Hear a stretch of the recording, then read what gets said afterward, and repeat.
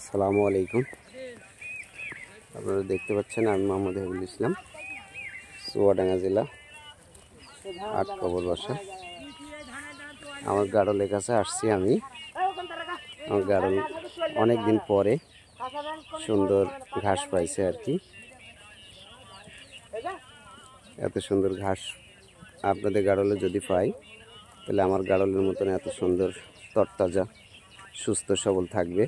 আসলে মেন হচ্ছে গাড়লের সেটা আপনার পেট করে খাবার দেওয়া। এই কারণে আমরা কষ্ট করি যে কোথায় ঘাস আছে সেটা দেখার জন্য। এই যে এটা হচ্ছে মুন্ডি পাঠা, আপনাদের কাউরির যদি লাগে আপনারা নিতে পারেন। এই যে দেখেন আমার গাড়লগুলো। আসলে মেন এইটা ভাই, আসলে অনেকে বলেন যে গাড়ল মারা যায়। আসলে মূলত এই যে এরকম সবুজ ঘাস যদি আপনারা খাওয়াতে পারেন তাহলে গাড়ল কখনোই সমস্যা হবে না। আমি নিজে যেহেতু এই যে আসছি, দেখেন গাড়লের কাছে।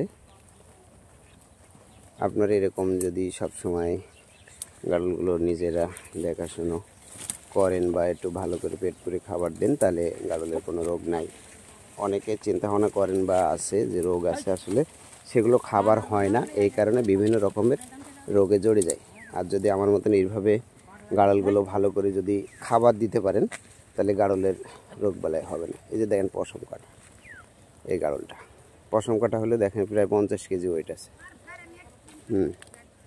তো সেই ক্ষেত্রে আপনারা শুধুমাত্র কৃমির ট্যাবলেটে খাওয়া রাখবেন, ভার্মিক আর পিপিআরটা করবেন, তাহলে আল্লাহর রহমতে কোনো সমস্যা হবে না ইনশাআল্লাহ। আল্লাহ ভরসা।